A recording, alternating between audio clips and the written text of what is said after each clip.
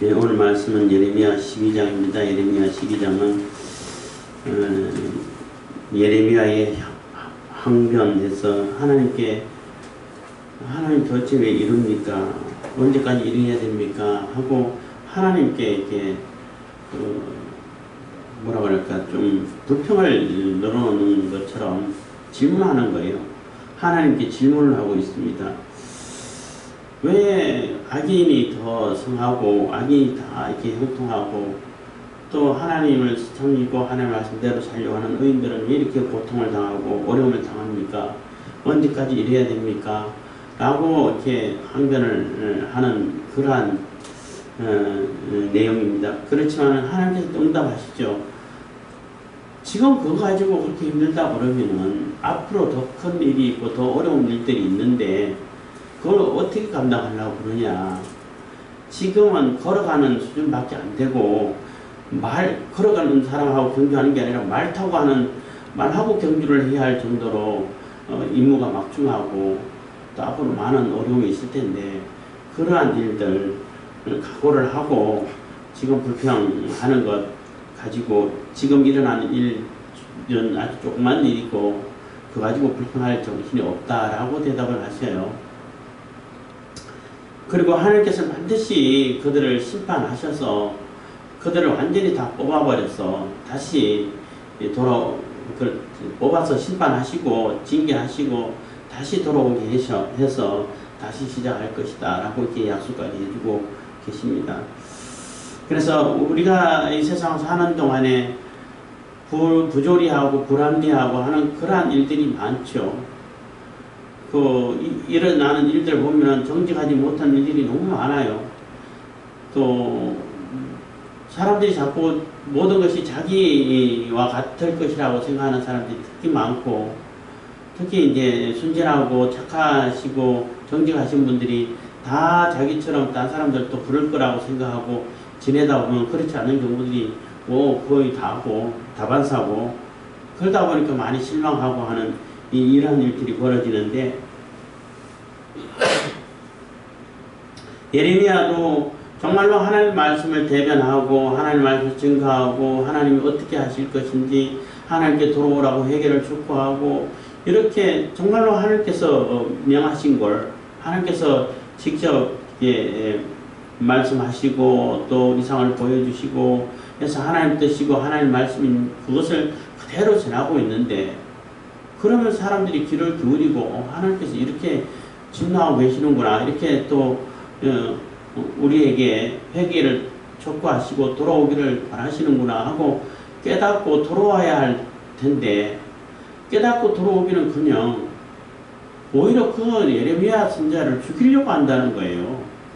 듣기는 듣는 거는 고사하고 저 예레미야만 없으면은 저런 얘기 안 들어도 될 텐데 하나님이 진노한다는 얘기 안 들어도 될 텐데 하나님이 진노하신다는 얘기를 안 들으면은 하나님 진노가 없어지나요? 안 없어져요.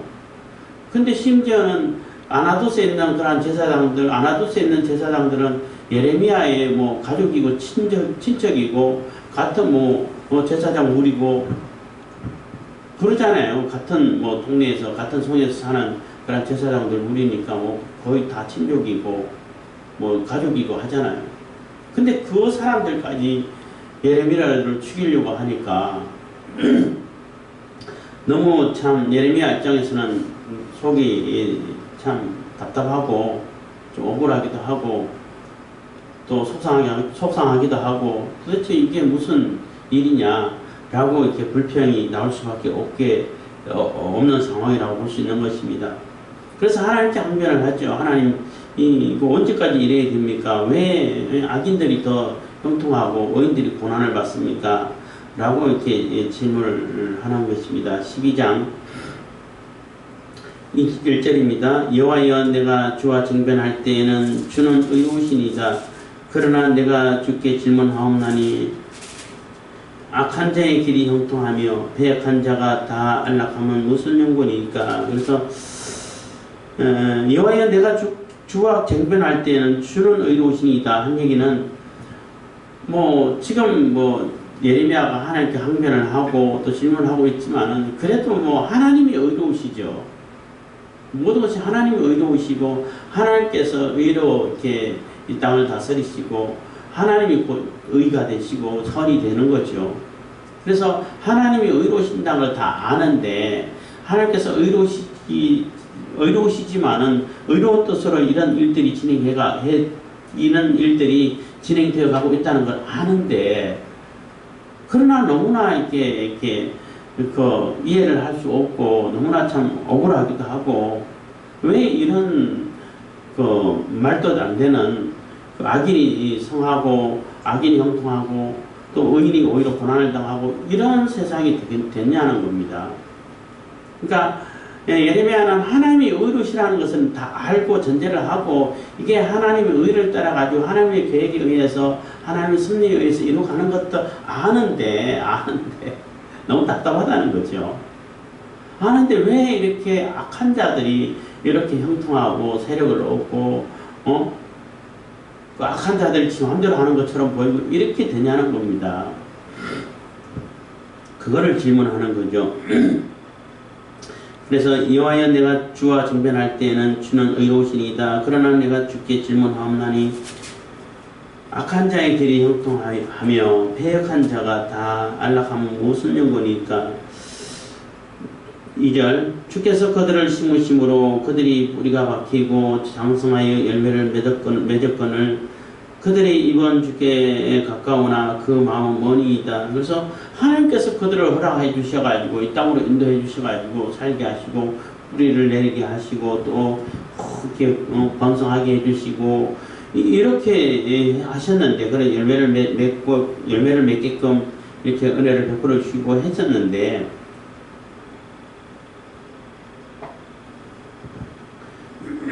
그렇게 하셨는데 왜 그들은 하나님의 은혜를 모르고 입으로는 하나님 찾고 하나님께 뭐 제사도 하고 뭐 하나님 율법 어쩌고 저쩌고 뭐 말 끝마다 하나님 찾는데 실질적으로 행동은 그 마음은 하나님하고 아무런 상관없이 지낸다는 거예요.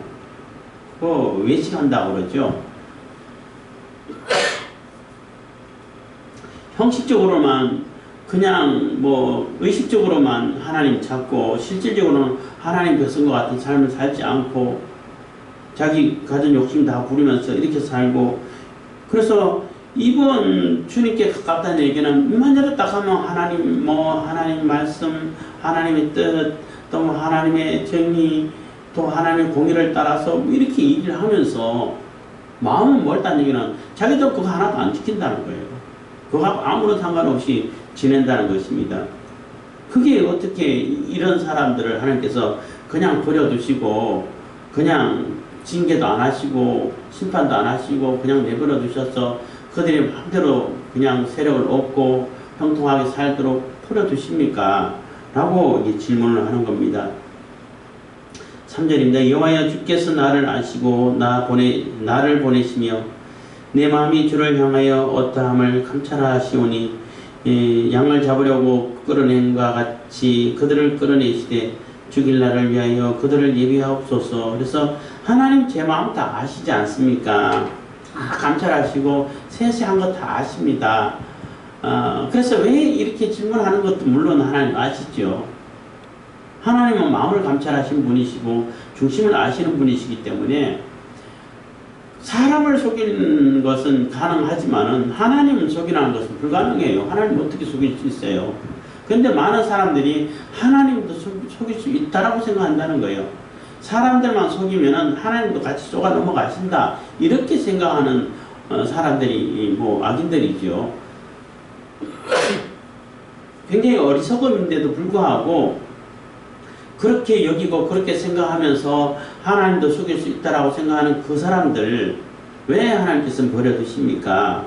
이런 이렇게 항변인 것이고 또 소원하기는 하나님께서 대만 다 아시니까 이 악한 자들 끌어내서 다 이렇게 이렇게 죽일 양 잡으려고 양 끌어내면 그 양 결국은 잡죠. 그냥 다시 이 양 불쌍하다 살릴자 그러지 않잖아요. 필요에 의해서 잔치를 위해서 잡을 수도 있고 하면은 뭐 잡죠. 뭐 옛날에 제가 어렸을 때 돼지 잡는 옆집에 돼지 잡는 거 보기도 하고 소리 듣기도 했는데 정말로 깨끗 소리가 엄청 돼지 멱다는 소리 난다 그러잖아요. 그런 소리를 듣고 했는데 그 사람들이 돼지 잡으려고 준비했다가 돼지가 너무 불쌍해 그래서 안 죽이고 내두나요? 아니잖아요. 잔치를 하려고 잡아야 되잖아. 그렇처럼 이 양을 잡으려고 끌어낸 것 같이 그들을 끌어냈을 때 완전히 심판하시려고 바로 지금 좀 심판해 주십시오 하는 얘기인 겁니다. 끌어내시되 죽일 날을 위하여 그들을 예비하옵소서. 그래서 그들을 다 심판하고 또 죽이기 위해서 준비된 것처럼 다 예비해 두셔서 그들을 바로 좀 심판해 주십시오. 언제까지 이런 모습으로 기다려야 됩니까? 하는 항변입니다. 4절 언제까지 이 땅이 슬퍼하며 온 지방의 채소가 마르리까 짐승과 새들도 멸절하게 되었사오니 이는 이 땅 거민이 악하여 스스로 말하기를 그가 우리의 결국을 보지 못하리라 하미니이다 해서 언제까지 이거 버려두셨어.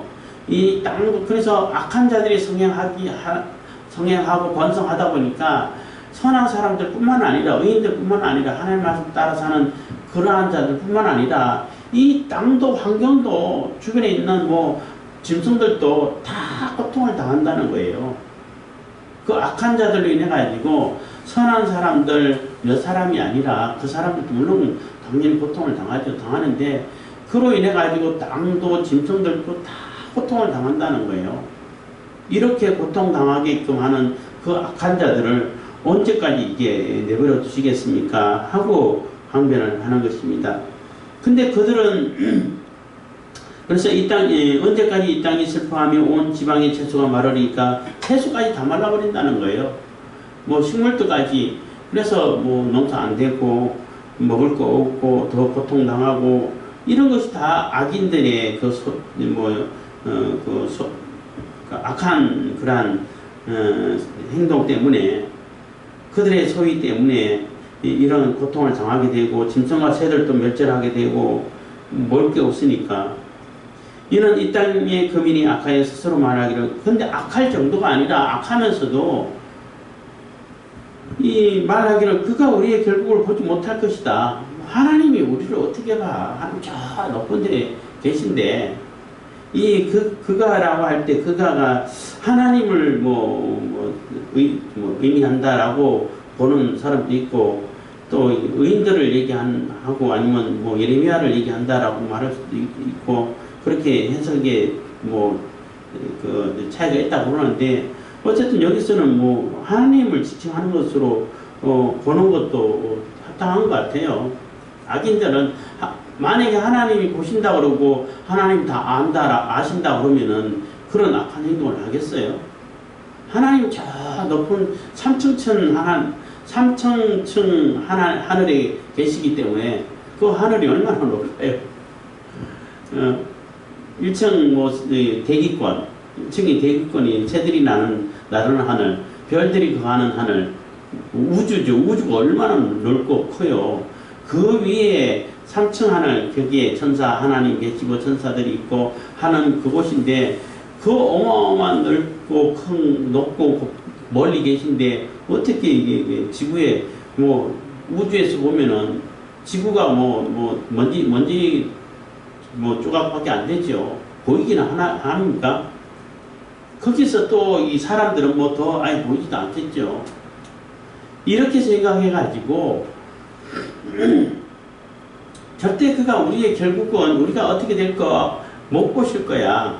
아니면 또 그를 이제 예레미야로 얘기한다면 예레미야는 우리가 죽일 거니까 그가 우리의 결국 못 볼 거야. 우리는 아무 일이 없을 거야. 이렇게 교만하게 얘기한다는 것입니다. 그래서 우리는 하나님의 제지도 안 받고 예레미야도 우리가 어떻게 될 것인지 예레미야를 먼저 죽일 거니까 없애버리면 되지.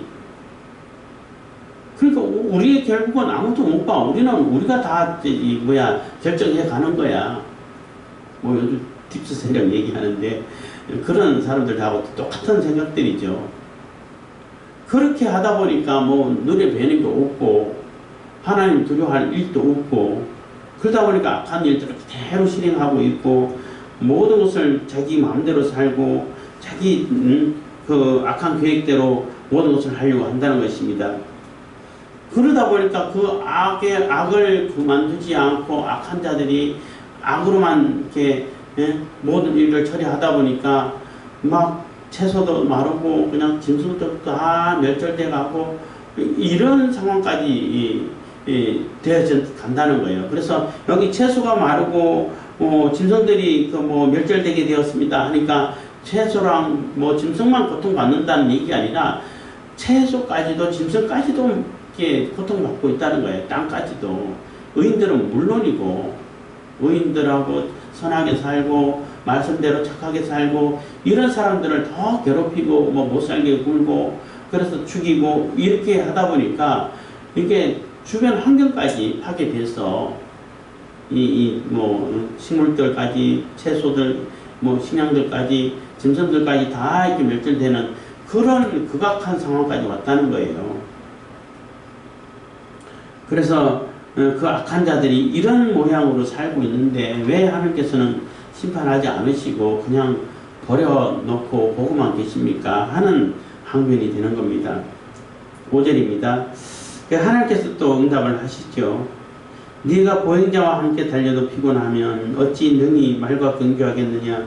네가 평안한 땅에서는 무사하려니와 요단의 창일한 중에는 어찌 하겠느냐. 그래서 지금 요 정도 가지고 너 그거 못 견딘다.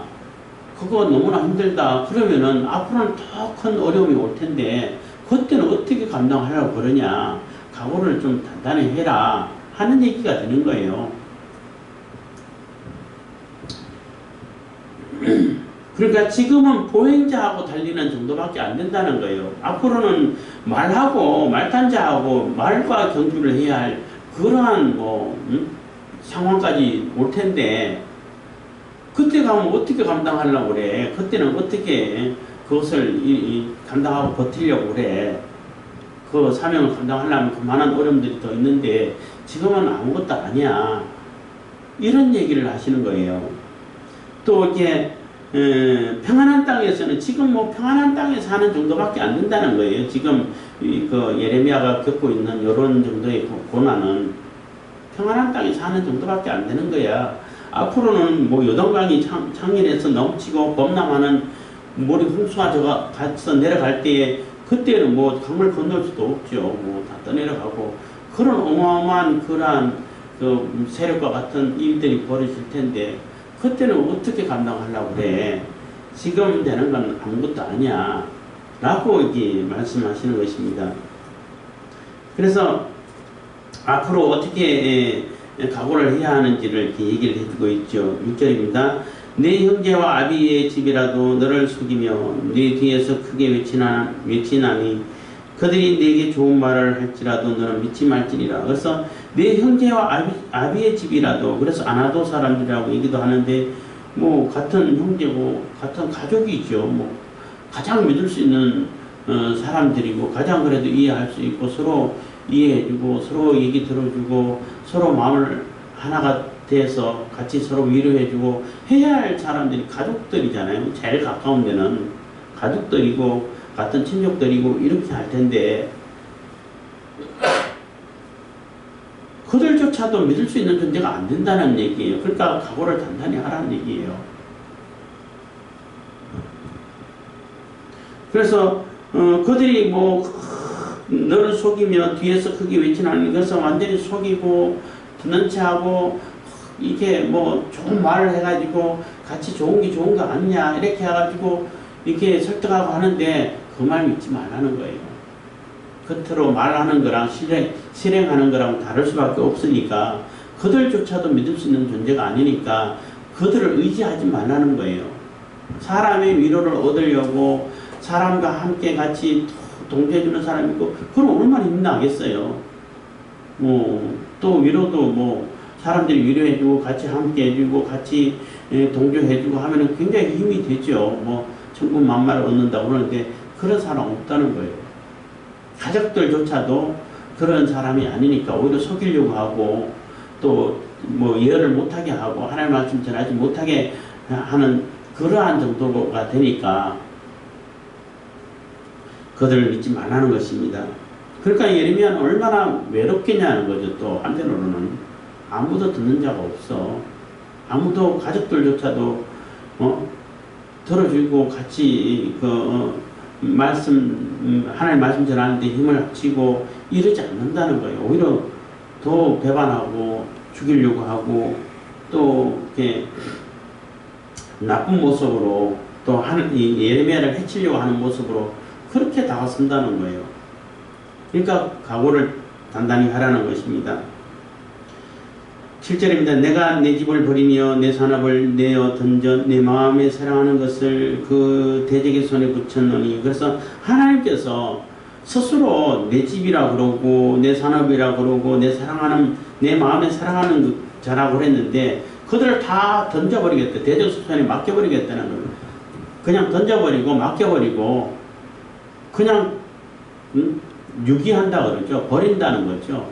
혼나봐라 하고 그냥 버려 두시겠다는 겁니다. 그렇게 심판하시겠다는 거죠. 8절입니다. 내 산업이 살림 중에 사자같이 되어서 나를 향하여 그 소리를 발라는 고로 내가 그를 미워하였음이로다. 그래서 그래 던지는 이유가 뭐냐면은 그들이 이게 숯불의 사자처럼 사자가 막 뭐 잡아먹을 듯하고 오르렁거리고 하잖아요. 근데 그 주인 보고 주인 대신은 하나님을 향해 가지고 잡아먹겠다고 오르렁거리는 그 배은망덕한 그 말도 안 되는 그러한 짓거리를 지금 유다 백성들 이스라엘 하나님의 사람이라고 하고 하나님의 마음에 사랑했던 그러한 자들 하나님 집이라고 했던 그런 자들이 하고 있는데 그 어떻게 내가 그걸 내버려 두겠냐는 거예요. 그래서 심판하기 위해서 그들을 내버리겠다는 것입니다. 9절입니다. 내 산업이 내게 대하여는 문이 있는 매가 아니냐. 매들이 그를 에워싸지 아니하느냐. 너희는 가서 들진 성들을 모아다가 그것을 삼키게 하라 해서 내 산업이 내게 대하여는 문이 있는 매가 아니냐. 이 매로 이제 표현하죠. 매는 또 불가한 전성인데 부정한 전성인데 그래도 하나님께서 선택하셔가지고 이렇게 하나님의 산업으로 썼는데 이 문이 있는 매가 아니냐. 이게 굉장히 매력이 있고 특별하고 또 사람들이 볼 때 금방 표시하고 또 이렇게 그런 존재라는 얘기예요. 근데 그 문이 있는 매, 그 특별하고 또 이렇게 특별한 또 이렇게 매력이 있다고 해야 되나요? 그런 매인데 다른 매들이 그 매를 공격하려고 다 둘러싸고 있다는 겁니다. 그러면 둘러싸였으면 빨리 하나님께 요청을 하고 하나님께로 가서 하나님을 의지해서 하나님의 매로서의 이게 삶을 살아야 되는데 그러지 않는다는 거죠. 그래서 다 둘러싸고 있는데 그들이 가가지고 매들이 둘러싸고 있는 것뿐만 아니라 가서 들짐승들을 모아다가 아주 명수들에게 와가지고 이것을 그 문이 있는 매를 삼키게 하라고 이런다는 거예요. 그 뭐 아무리 독수리라 할지라도 나라는 독수리라 할지라도 뭐 동물의 왕국 같은데 볼 때에 먹이를 뜯고 있다가 사자가 여기 나타난다든지 하면 도망가죠. 사자가 한번 물어버리면 뭐 독수리라도 어떻게 살아남을 수 있습니까? 그래서 여기서 말하는 그 둘러싸고 있는 매들은 주변에 있는 나라들을 얘기하는 것이고 그 들짐승이라 하면은 바벨론을 얘기하죠. 와서 이렇게 다 심판하시겠다는 것입니다.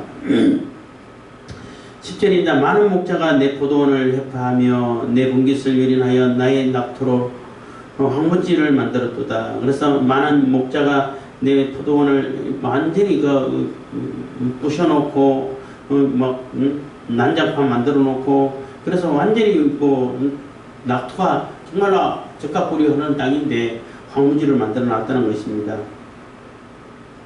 목자가 오히려 그것을 갖고 와야 되는데 그들이 이를 황무케 하였으므로 그 황무지가 나를 향하여 슬퍼하는도다. 온 땅이 황무함은 이를 계의하는 자가 없음이로다. 그래서 이 온 땅이 황무하는 것은 그것을 그렇게 그냥 막 엉망으로 만들고 유린하고 목자가 잘 관리해서 더 이렇게 적과 꿀이 흐르도록 더 풍성한 열매가 맺을 수 있도록 이렇게 만들어 가야 할 그런 목자가 오히려 그것을 다 뭐 유린하고 그냥 회파하고 다 부수고 자기 마음대로 이렇게 하고 있는데, 그렇게 하고 있는데도 아무도 말리는 자가 없다는 거예요. 아무도 그것을 막아서는 자가 없고 그거 잘못됐다라고 이렇게 저지하는 사람이 없다는 것입니다. 그러니까 더 항거하게 되죠. 그게 하나님 보실 때는 슬픈 일이 되죠. 어째 내 백성이고 내가 세우는 그런 이스라엘인데 또 유다인데 어떻게 저렇게 만들어도 아무도 제재하는 자가 없냐. 그래서 예레미야를 보내가지고 그거 회개하고 빨리 돌이키라고 메시지를 전하고 있다는 것입니다. 그래도 안 듣죠. 그래서 문제가 되는 겁니다. 12절입니다.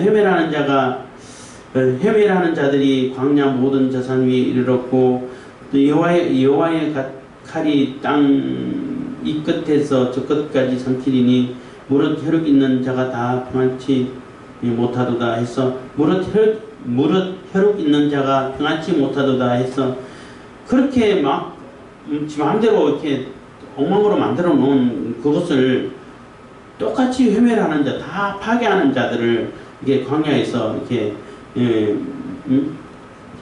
저 멀리서 또 쫓아오고 있다는 것입니다. 그래서 여호와의 칼이라는 하나님께서 그 칼을 하나님께서 보낸 칼이라는 얘기인 것이죠. 그래서 땅 이 끝에서 저 끝까지 다 삼켜버리고 혈육 있는 자들 다 평안치 못한 자들 다 죽을 거란 얘기. 죽고 잡혀가고 완전히 그냥 아비규환이 되어버린다는 것입니다. 13절 무리가 밀을 심어도 가시를 거두며 수고하여도 소득이 없은즉 그 소산으로 인하여 스스로 수치를 당하리니 이는 여호와의 분노함을 인함이니라 해서, 그래서 그 하나님께서는 바벨론이라는 그러한 나라 느부갓네살 왕이 세워졌을 때도 보내가지고 주변에 있는 나라들 다 집어삼켰죠. 집어삼키고 그 이스라엘도 유다도 다 집어삼키고 또 예루살렘 성도 다 무너뜨리고 심지어는 예루살렘 성전까지 다 회파해버리잖아요. 하나님께서 분노하셨다는 것입니다. 그 평안치 못하도다. 그래서 지금 그러한 그 헤매라는 자들이 다 쫓아오고 지금 뛰어오고 있는 이런 상황으로 완전히 심판이 있는데, 그러한 심판이 있기 전에도 지금 무리들이 하나님의 백성이라고 말로는 그렇게 하면서 실질적으로 하나님 말씀대로 살지 않는 이 사람들이 밀어서 농사를 해도 쭉정리밖에 못 거둔다는 거예요. 이게 소득이 없다는 겁니다. 그러니까 얼마나 수치를 당하고 부끄러움을 당하느냐는 거죠. 제가 이런 얘기 할 때마다 자주 이렇게 예를 듭니다만 북한 사회를 한번 보세요. 북한 사회가 얼마나 뭐든지 다 전투야. 모내기 전투, 김매기 전투, 이렇게 하는데 그들이 그렇게 열심을 다해가지고 심고 또 그럼도 얼마나 유기농이잖아요. 유기농. 응? 배우가 없어가지고 똥전쟁, 태비전쟁 해가지고 다 깔고 이렇게 심었는데 그 탈북자들의 증인 들어보면은 그 쭉정이밖에 안 생긴다는 거예요. 응? 지금은 또 어떤지는 좀 모르겠는데 요즘은 또 워낙 모자라다 보니까 쌀 한 톨이라도 나락 한 톨이라도 주머니 넣어가면 바로 총살시킨다고 그러고, 다른 거 할 때는 김매기하고 모신기 할 때는 내 것같이 이렇게 구호를 적어놓고 자기 일기처럼 하라고 이렇게 선전해놓고 수수할 때는 그 문구를 뺀다는 거예요. 네 거 아니다. 당과 수령의 거다. 이렇게 아주 다 가져가 버린다는 거죠. 그런데 어쨌든 간에 수확 열매가 거의 안 맺힌다는 거예요. 쭉정이밖에 안 맺힌다는 거예요. 그 땅이 저주를 받고 또 심는 사람들이 저주를 하면서 심겠죠. 이런 식물들도 다 듣는 귀가 있어요. 막 칭찬해주고 이쁘다 그러고 관리해주고 관심을 갖고 하면 잘 자라고, 물론 그게 특성에 맞게끔 환경을 갖춰줘야겠지만 환경을 맞춰줬다 할지라도 맨날 와가지고 못생겼다, 너 빨리 죽어라, 이렇게 저주를 하면 말로 죽어버린다는 거예요. 실질적으로 실험해서 실험 결과를 얘기하는 예화도 있고 하는데, 북한에서 그 모내기를 하고 심고 할 때 그 사람들이 다 동원해가지고 무슨 마음으로 심겠냐는 거예요. 이거 심으면 내 것도 안 되는데, 아유, 이거 언제 끝나고 저주를 하면서 욕을 하면서 그렇게 심지 않겠냐는 거예요.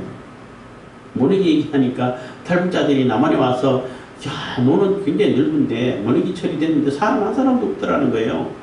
저 넓은 놈도 어떻게 다 하려고, 또 모내기 하는데 좀 도와달라고 해가지고 갔는데 사람들이 하나도 없어. 자기밖에 없고 사람 두세 사람밖에 없어.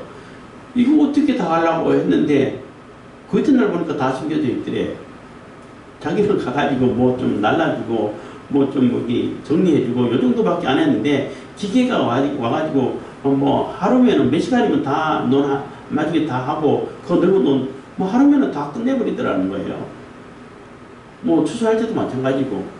근데 그 기계로 이렇게 쫙 심어가는데, 심어갈 때도 이 농부의 마음은 어떻겠어요?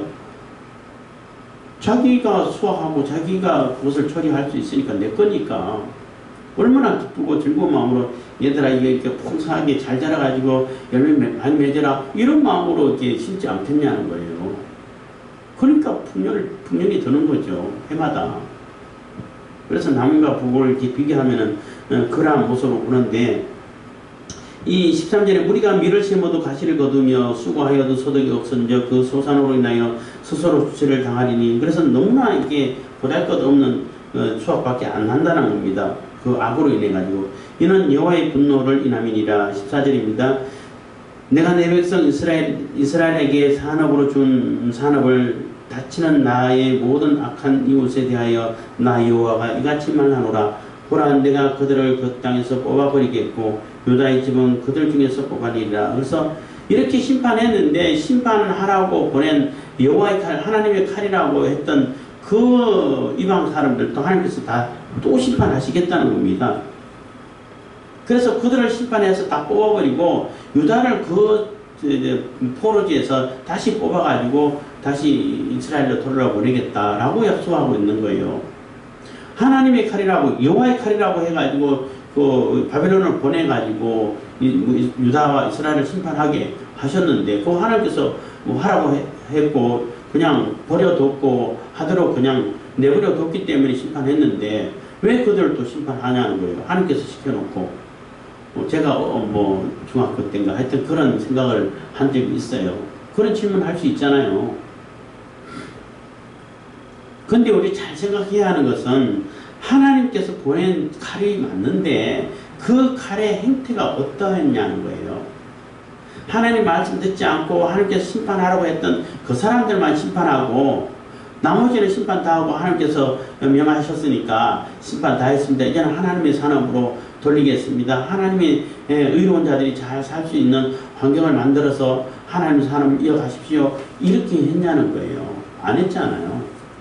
자기가 하나님을 이겼다고, 여호와 하나님도 소용없다고, 다 내 거라고, 하나님 소유도 내 걸로 만들겠다고, 그리고 죽여야 될 자, 죽이지 말아야 할 자 구분도 없이 그냥 지 마음대로 잔악한 행위를 행했잖아요. 당연히 심판받아야죠.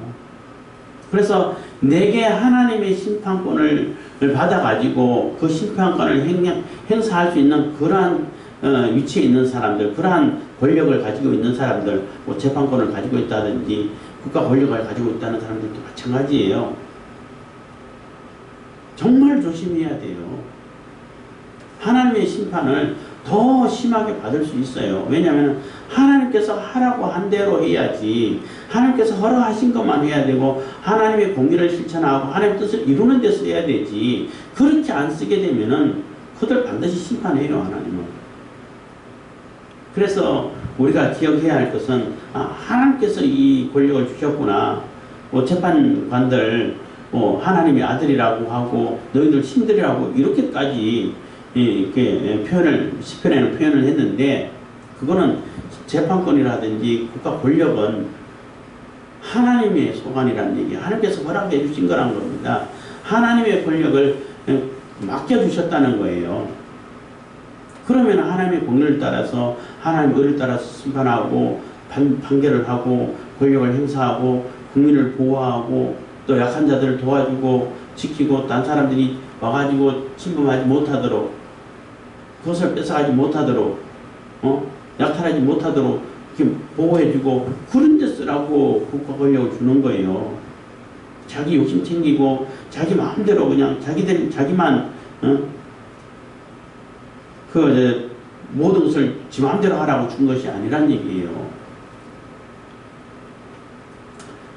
그랬기 때문에 하나님께서는 그 바벨론도 심판해가지고 심판해버리시고 거기서 다시 유다를 다시 뽑아내서 다시 이스라엘로 옮겨오겠다는 것입니다. 15절입니다. 내가 그들을 뽑아낸 후에 내가 돌이켜 그들을 긍휼히 여겨서 각 사람을 그 산업으로 각 사람을 그 땅으로 다시 인도하리니 그들이 내 백성의 도를 부지런히 그들이 내 백성의 도를 부지런히 배우며 사는 여호와 내 이름으로 맹세하기를. 그래서 하나님의 이름으로 맹세하는 그러한 자들로 만들겠다는 것입니다. 여호와 내 이름으로 맹세하기를 자기들이 내 백성을 가리켜 바알로 맹세하게 한 것 같이 하면 그들이 내 백성 중에 시험을 입으려니와 해서 그들이 그리하지 아니하면 내가 반드시 그 나라를 뽑으리라 뽑아 멸하리라 여호와의 말입니다. 그래서 그들이 내 백성의 도를 부지런히 배우며 사는 여호와 그러니까 배우며 띄어쓰기를 잘못했는데 그들이 내 백성의 도를 부지런히 배우며 발음이 잘 안 돼서 사는 여호와 내 이름으로 사시는 여호와 하나님이라는 그렇게 읽어야 맞는 것 같아요. 사시는 여호와 뭐 이렇게 해야 되는데 사는 여호와 내 이름으로 하나님께서 하신 말씀이시니까 맹세하기를 살아계신 하나님의 이름으로 여호와 이름으로 맹세하기를 자기들이 뭐 이방 사람들이기도 하고 또 한편으로는 유다 백성들이 바알을 향해서 바알의 이름으로 맹세할 때 얼마나 진심으로 맹세했냐는 거예요. 근데 그렇게 하는 것처럼 하나님께 맹세하면 하는 말이 되는 겁니다. 자기들이 내 백성을 가리켜 바알로 맹세하게 한 것 같이 하면 자기들이 정말로 제대로 자기 신이라고 생각하면서 생겼던 그 바알 그 신들을 내 이름으로 맹세하는 것처럼 맹세하면 이게 굉장히 좀 무서운 얘기도 하고 슬픈 얘기이기도 해요. 물론 바벨론이라든지 이방 사람들은 자기들이 생기는 신이니까 정말로 마음을 다하고 정성을 다해서 맹세를 하죠. 근데 이스라엘 사람들도 하나님을 버리고 바알에게 맹세할 때는 그렇게 전심으로 또 지극한 정성으로 맹세를 했다는 거예요. 그러니까 그렇게 맹세하는 것처럼 하나님 이름으로 사시는 하나님 이름으로 맹세를 한다면은 이런 얘기가 되는 거예요. 그러니까 참 조금 슬픈 얘기이기도 하죠. 도대체 그 우상이고 아무것도 아닌 그런 존재에게는 그렇게 지극정성을 들이면서 살아계신 하나님은 그냥 형식적으로만 아무런 그냥 의미가 없이 정성도 없이 마음도 없이 그렇게 맹세했다는 것이 참 웃기는 얘기가 되는 거죠. 그래서 맹세하면 그들이 내 백성 중에서 세움을 입으려니와 그래서 그들이 내 백성 중에서 세움을 입게 된다는 것입니다. 그들이 그리하지 아니하면 내가 반드시 그 나라를 뽑아 멸하리라 여호와의 말이니라. 그래서 여기서 말하는 그들이 이스라엘을 얘기하는 것인지 아니면 바벨론 이스라엘을 심판했던 사람들을 얘기하는 것인지 그것이 이제 애매할 수도 있는데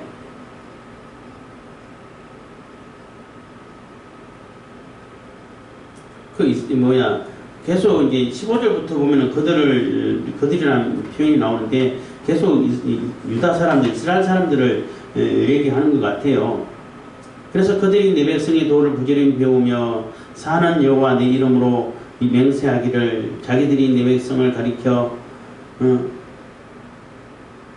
내 백성을 가리켜 여기서 자기들이란 얘기는 그들은 유다를 얘기하는 것 같고 자기들이란 얘기는 이게 그 바벨론 사람들을 얘기하는 것 같은데 그들이 내 백성을 가리켜 바알로 맹세하게 한 것 같이 하면 그들이 내 백성 중에서 세움을 입으려니와. 그래서 그들이 하나님의 이름으로 자기 신에게 맹세하는 것처럼 맹세하게 된다면은 이렇게 해석을 이해를 해도 될 것 같아요. 그러면은 내 백성 중에서 똑같이 요 하나님 말씀대로 하나님 이름으로 맹세하고 하나님의 주권을 인정하고 하나님의 백성을 하나님의 백성으로 다시 돌리고 이렇게 한다면은 이렇게 생각해야 될 것 같은데요. 그렇게 하면은 내 백성 중에 체험을 입겠고 그래서 하나님께서 그대로 보존해 줄 수 있는데 왜냐하면 하나님 말씀 하라고 한 대로 했으니까 그들이 그렇게 하지 않는다면은 여기서 말하는 그들은 이게 또 바벨론 사람들인가요? 이게 뭐 제가 조석책 읽을 때는 그들을 자세히 그들에 대해서 생각을 제대로 안 하고 그냥 쭉 읽어와 버려서 내가 반드시 그 날을 뽑으리라 뽑아 멸하리라 여호와의 말이라. 그래서 반드시 뽑아서 심판하겠다는 것입니다. 그래서 여기서 말하는 그들이 유다 백성인지 이게 분별을 잘 해야 될 것 같아요. 여기서 말하는 그들은 바벨론을 얘기하는 것 같아요. 아니면 뭐 유다 사람들일 수도 있고 그래서 말씀대로 살지 않고 하나님께서 사실은 하나님 여호와 이름으로 명세하지 않고 자꾸 바알에게 기웃기웃하고 하면은 결국 뽑아서 멸망시켜버리겠다 심판하겠다 이렇게 뭐 생각할 수도 있습니다. 어쨌든 간에 하나님께서는 반드시 심판하신다는 거예요. 근데 문제는 내가 원하고 내가 바라던 지금 당장 이게 잘 안 이루어져서 그게 가장 견디기 힘들고 어려워하는 문제 중에 하나죠. 하나님의 때에 심판하고 하나님의 때에 하나님의 계획에 따라 가지고 심판하고 다 이루시고 회복시키시고 하는 것이죠. 물론 우리는 그렇다 하더라도 기도를 해야죠. 기도하고 하나님이 살아계심을 증거해 주십시오. 하나님 말씀대로 살게 해 주십시오. 하나님 말씀대로 살고 하나님의 백성으로서 하나님의 말씀을 이루고 하나님 나라를 세워가는데 증인으로서 살아가게 해 주십시오. 이렇게 기도를 하면서 그렇게 살아야죠. 그렇지만은 악인들이 심판받지 않고 악인들이 영원히 이렇게 번성하면서 살 수 있을 거라는 그러한 그 착각은 할 필요는 없다는 겁니다. 하나님께서 반드시 심판하시고 그들을 다 뽑아서 멸절하시겠다고 약속하셨다는 것입니다. 그래서 그 악한 자들, 좁게는 유다 사람들 중에 하나님 말씀대로 안 사는 그러한 사람들부터 하나님의 칼로 이렇게 쓰임 받았던 그런 바벨론 사람들까지 다 하나님 말씀대로 살지 않고 하나님의 뜻을 따르지 않게 되면은 다 뽑아서 멸절하겠다라고 이렇게 심판의 메시지를 주는 것입니다. 그래서 우리가 어려움이 있다 할지라도 지금 여러 가지 난관들이 있다 할지라도 끝까지 하나님 말씀대로 살아야 된다는 거예요. 그래서 우리가 살아가는 데 있어 가지고 이런 어려움들이 있고 많은 또 환난이 닥쳐오고 우리를 또 공격하는 자들이 있구나라는 마음을 가지고 그런 각오를 가지고 살아야 되는 것이지 우리는 하나님 믿으니까 다 평안할 거야 이렇게만 생각해서는 안 된다는 거예요. 그래서 예레미야 입장에서는 그것도 지금 큰 어려움이 있죠. 어려운데도 더 큰 어려움이 있다라는 것을 각오를 하고 예언을 하라라는 그런 메시지를 주는 것입니다. 그래서 우리가 끝까지 하나님을 믿고 예수님께서 하나님을 믿으니 또 나를 믿으라고 하신 것처럼 예수님을 믿고 그 하시는 그 계획에 따라서 하나하나 이루어져 간다는 것을 믿고 우리는 우리가 해야 할 일들, 사명들을 잘 감당할 수 있기를 바라겠습니다. 기도하겠습니다. 사랑해 주시기 감사합니다. 이 시간에도 은혜와 복을 주신 감사드립니다.